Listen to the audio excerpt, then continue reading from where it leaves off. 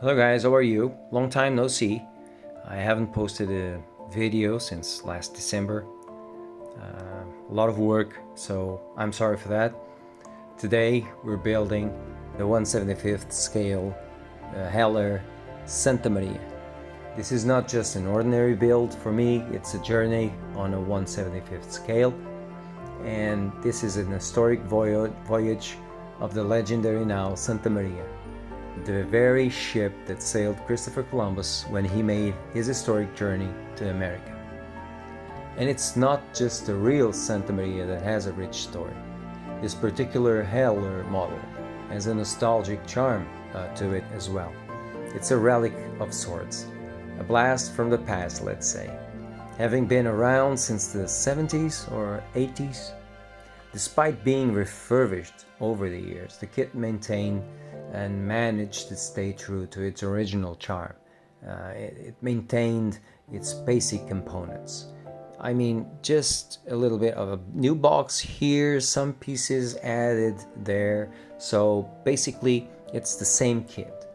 Even with the passage of time, this model has preserved its core, very much like the legacy of the Santa Maria herself. Now, I have to say, I don't quite agree with this shape of this Santa Maria model, but this is the 70s. Back then, the idea of what the Santa Maria was a little bit different, so I'm giving that, and I'm following the build, respecting the molds and the constructor will. I've bought this kit, like all of my Heller kits, out of my own pocket, okay? So even with sponsors and all that, you get my honest, unbiased opinion on it.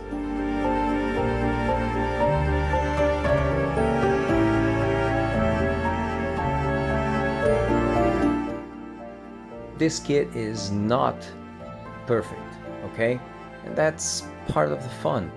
We are going to build it and to change pieces along the way to, I like to think, enhance some. It's up to you to judge, okay? So remember to please be gentle with me in the comments. I'm just trying to have experience building the Santa Maria, and trying to apply it to my HMS Victory from Heller, which I'm also building, and the Amerigo Vespucci from Oker, and all the ships that I have here. So this is a learning stage, okay? As always, I hope you are safe, I hope you are well, and I hope you enjoy this video. And the kit comes with, as I told you, 141 pieces, all in this interesting orange color. I know this kit has been around for a while, but it's my first time giving it a go. What stands out to me initially is the texture. They've tried to mimic, and all Heller kits do this, the look of wood, the wood texture. And while I know it's been a point of contention for some modelers, personally, I kind of like it. It's got an old world charm to it, you know. And instructions are simple for kind of a small number of pieces kit like this one, but even so, very clear and very simple. One thing I can't stress enough on these models, especially when they have been around for as long as this Heller kit has, is the importance of preparation. You see, when you're cutting these pieces from the sprue, it's almost inevitable to get a little bit of excess plastic, of course. And this excess plastic, that can cause issues with fitting parts together. So it's crucial to take your time removing it and sanding it down the parts. Take it easy, wait, smooth it down until it's perfectly smooth. This task seems tedious, but trust me, it's a step you don't want to skip. It's like they say, the devil is in the details, right?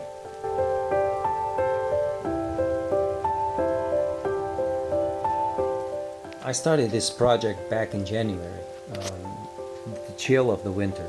The sound of rain against the window, it all adds to the experience, okay?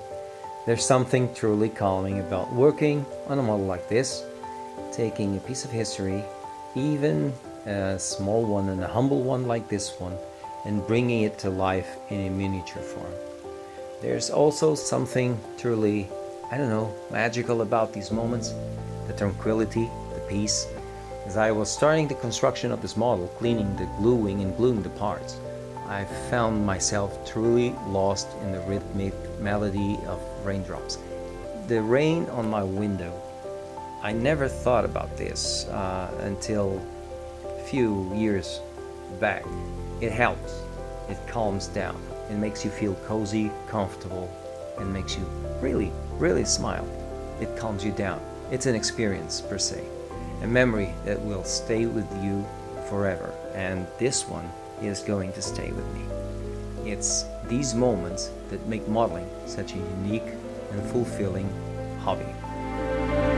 Oh, and here I'm changing the strops. You will notice that the strops on the starboard side are different than the port side. I mean, I know that probably you won't notice it, but I'm taking your attention to it when the time comes, okay? Some are photo etch metal that I improvised and fitted here, and the other are rope ones around the dead eyes, okay? So please pay attention when the time comes. And as I told you, this kit has a little bit of flash, and all the ejector pin marks have to be removed. And there are a lot, and some of them, even now that the kit is almost built, I didn't saw it until, well, until it was done, but hey, no harm done. And as you continue this build, I cannot emphasize this enough about the importance of patience and attention to detail on our hobby. Remember, take your time removing the flash, sanding down these parts, the ejector pin marks. It's a task that requires some patience. I know, sometimes may bring you a bit down, but believe me, the payoff when you see how well everything fits together, it's all worth it. Although this is a plastic model, I can help but admire the wood texture that Heller tried to replicate there. I must confess, okay, I'm a big fan of wood chips. I tried ochre and I got totally addicted.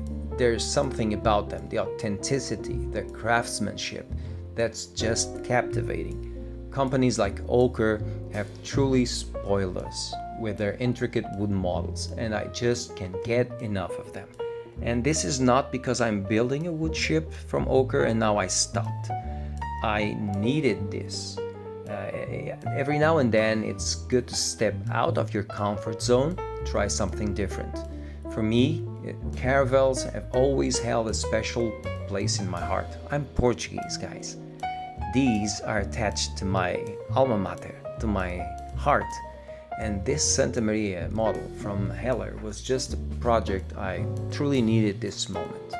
It's a perfect break from the norm, a chance to gain some fresh perspective and build some momentum, before tackling the grandeur of HMS Victory from Heller and the Amerigo Vespucci from Ochre.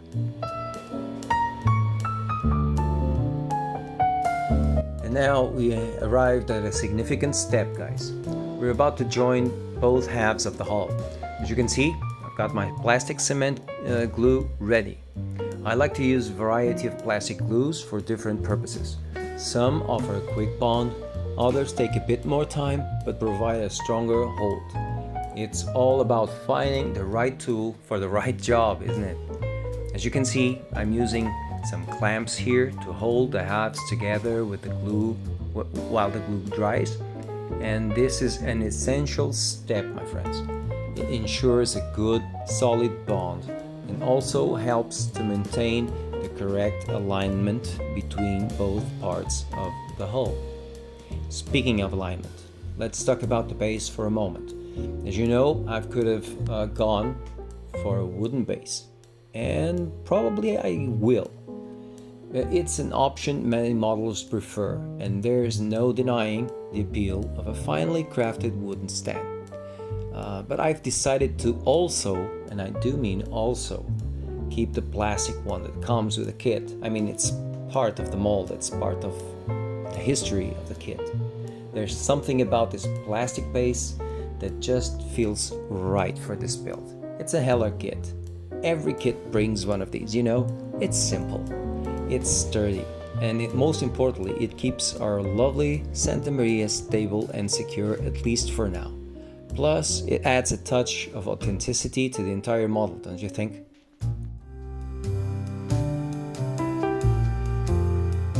Regarding this build, I initially considered packing everything into a single video, but when I looked at all the material I had, even the bare minimum stretched well beyond an hour and a half.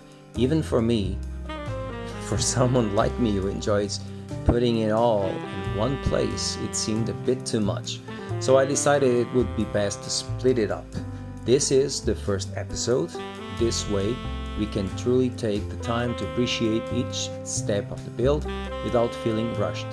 Rest assured, I'll be back sometime next week with part 2 of this Santa Maria build series right here on this channel. And at the end of this series, I'm going to compile everything into one comprehensive build video. It will be a fresh video editing, okay? A chance to see our journey from start to finish. And I can't wait to share it with you all. Here I have to say something to you. As you know, I use, when it comes to plastic model building, I use mission model paints, and on my ships and some details I use ochre paints because they are awesome. They are really awesome. But this, I really wanted to make for a long time an enamel paint, you know, old-fashioned one. And well, it went well, but it has some remarks and some care that you really need to do while using some enamel paints. And along the way, I'm going to call your attention to it, okay? And as you see, guys, dry fitting here is very important. On this and all kits, dry fit is almost half of your work, because if you do it correctly, you will know where to fill the gaps and where it's going to fit well. So dry fit, dry fit, dry fit.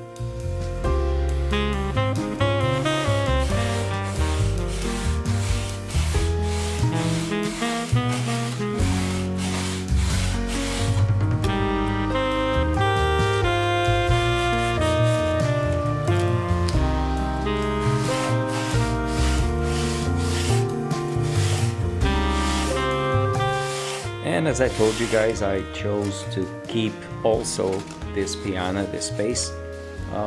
Well, it appeals to me, you know. This is a Heller kit. A Heller kit without this one, it's almost, it's not an Heller kit. So I chose to keep this one on this build, even though I think I'm going to use also a wood one.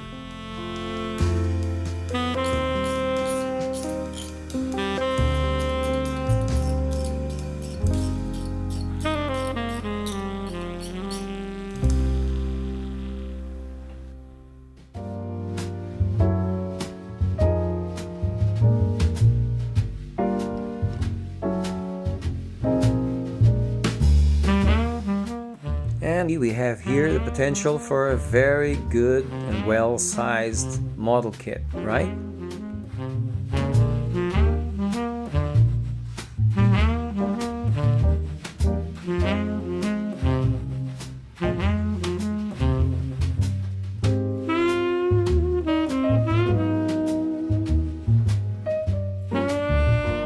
We're going to start to, after prime the whole model in black matte, we're going to paint this model, but that's up to episode 2 of this build.